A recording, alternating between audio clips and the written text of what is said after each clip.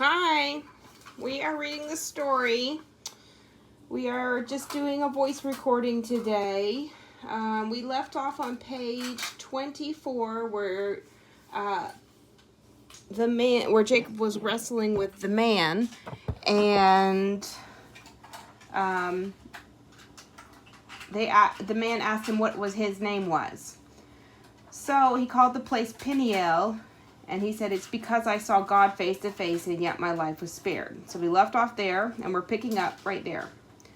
Jacob looked up and there was Esau coming from his 400 men. So he divided the children among Leah, Rachel, and the 2 female servants. So here it goes. Remember when we talked about who he put first? Leah. In the most dangerous position? Can you guess? Leah. Yes. But I don't think Esau would have destroyed a woman. That's a good thought. He put the female servants and their children in front. Oh, sorry. He put the female servants who he was loving like wives. They weren't allowed to be anybody else's wife. They weren't officially his wife, but he's going to love them like a wife.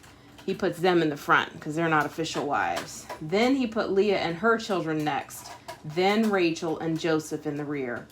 He himself went on ahead and bowed down to the ground 7 times as he approached his brother. But Esau ran to meet Jacob and embraced him. He threw his arms around his neck and kissed him, and they wept. Then Esau looked up and saw the women and children. Who are these with you? He asked. Jacob answered, they are the children God has graciously given your servant. Then the female servants and their children approached and bowed down. Yes. I think Esau was like, oh yes, continue with all that. Continue after go on bowing down 7 times and calling me your servant. Well, Esau has changed. So I get what you're saying, but I don't think he's like that because he has changed. The Lord has blessed him. His heart. Yeah, he changed his heart, and the Lord has blessed Esau. Next, Leah and her children came and bowed down. Last of all, Joseph and Rachel. So he came with Rachel, like, we're the ones that are really together. Here's my real wife, Rachel. And here's my fake wife, my back wife. I was not married. And they too bowed down. Esau asked, what's the meaning of all these flocks and herds that I met? Jacob replied, it is to find favor in your eyes, my lord. But Esau said, I already have plenty, my brother. Keep what you have for yourself. No, please, said Jacob. If I have found favor in your eyes, accept this gift from me. For to see your face is like seeing the face of God. That's a little bit too much. I asked, if I was Jacob, I'd be like, continue, good man. You mean if you were Esau? Yes. Now that you have received me favorably, please accept the present that was brought to you, for God has been gracious to me, and I have all that I need. And because Jacob insisted, Esau accepted it. Then Esau said, let us be on our way, I'll accompany you. Then God said to Jacob, go up to Bethel and settle there. That's weird. We jumped. They've skipped a part in the story. What's that part? No, it's because it's Esau and Jacob are talking, but then suddenly God talks to Jacob. So this is a different part because, let's see. Let me just read a little bit more. God said to Jacob, go up to Bethel and settle there and build an altar there to God, who appeared to you when you were fleeing from your brother Esau. So Jacob said to all his household and to all who were with him, get rid of your foreign gods, meaning your idols that you have with you, and purify yourselves and change your clothes. Then come, let us go to Bethel, where I will build an altar to God, who answered me in the day of distress, and who has been with me wherever I have gone. So they gave Jacob all the foreign idols they had, and the rings in their ears, and Jacob buried them under the oak at Shechem. Then they set out, and the terror of God fell on the towns that were all around them, so that no one pursued them. Jacob and all the people with him came to Luz, that is Bethel, in the land of Canaan. There he built an altar and called the place El Bethel, because it was there that God revealed himself to him when he was fleeing from his brother. Okay, come back over here, please, Cruz. Okay, so yeah, because it kind of suddenly it's like Esau and Jacob are just chatting, and then it says, and then God said to Jacob, but God didn't say this to Jacob while Esau and Jacob were chatting. Right, Kind of makes it seem like that. Like this. Yeah, Jacob.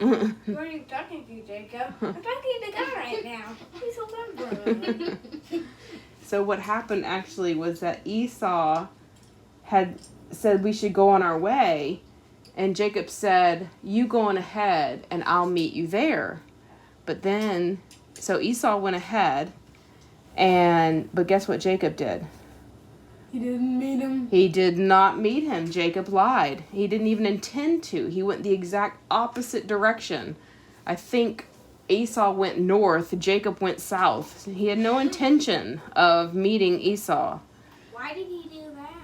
I don't know. It doesn't say. I just noticed that because I had been studying this Jacob and Esau story, and I had noticed, okay, they said, let's meet him, but then Jacob ends up at a different spot, and I'm like, wait, weren't they supposed to meet at this place?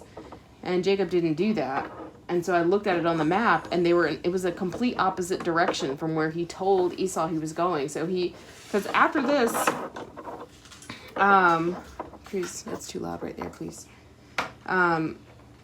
Whenever you hear the word, him called Jacob, he's usually acting in his flesh. And whenever you hear the name Israel, he is acting in the spirit. He's acting in faith. So let's just read this little other part. After Jacob returned from Padan Aram, God appeared to him and blessed him, and God said, your name is Jacob, but you will no longer be called Jacob. Your name will be Israel. This is the second time we've heard this. So he named him Israel, and God said to him, I am God Almighty. Be fruitful and multiply. A nation and a community of nations will come from you, and kings will be among your descendants. The land I gave to Abraham and Isaac, I also give to you, and I will give this land to your descendants after you.